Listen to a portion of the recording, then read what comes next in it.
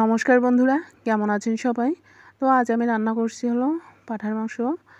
আমি মাংসগুলো আলু দিয়ে রান্না করব, সেজন্য আমি আলু প্রথমে ভেজে নিচ্ছি লবণ হলুদ দিয়ে। একটু লাল লাল করে আসা পর্যন্ত ভেজে নেব, একটু সিদ্ধ হয়ে যাবে। তো এই যে ভাজা হয়ে গেলে আমি এর মধ্যে অ্যাড করে দিয়েছি কয়েকটা গোটা মশলা আর তেজপাতা। এরপর আমি পেঁয়াজ কুচিগুলো অ্যাড করে দিয়েছি। তো পেঁয়াজ কুচিগুলো কিছুক্ষণ নাড়াচাড়া করে ভাজা হয়ে আসলে এর মধ্যে আমি অ্যাড করে দিয়েছি হলো আদা বাটা আর রসুন বাটা। তো এগুলো কিছুক্ষণ ভাজা ভাজা করার পর এখানে আমি লবণ হলুদ আর জিরে গুঁড়োটা অ্যাড করব। মরিচের গুঁড়োটা পরে অ্যাড করে দেব, কেননা আজকে মামনির জন্য আলাদাভাবে রান্না করব না।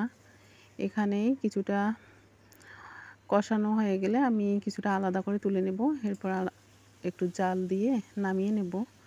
তো এই যে এখানে আমি মশলাটা সুন্দর করে কষানোর পর মাংসগুলো অ্যাড করে দিয়েছি। আর এদিকে আমার ভাতও হয়ে গেছে অলরেডি। তো এই যে এখানে আমি সেদ্ধর জন্য জল অ্যাড করে দিয়েছি। আর সেদ্ধ হয়ে আসলে আমি মামনির জন্য একটু আলাদা করে নামিয়ে এখানে মরিচের গুঁড়ো আলু রসুন এগুলো অ্যাড করে দিয়েছিলাম, সেটা দেখানো হয়নি। যাই হোক, আমি মাংসটা সুন্দর করে কষিয়ে নিচ্ছি। আর মাংস কিন্তু কষানোতেই স্বাদ। তো মাংসটা সুন্দর করে যখন কষানো হয়ে যাবে, কষানোর পর কিন্তু আমি ঝোলের জন্য জল অ্যাড করে দিয়েছিলাম।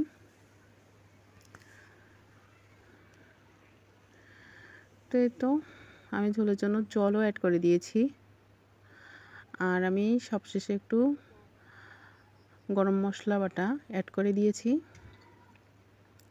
আর মাংসটা কিছুক্ষণ জাল হয়ে আসলে নামিয়ে নিয়েছি।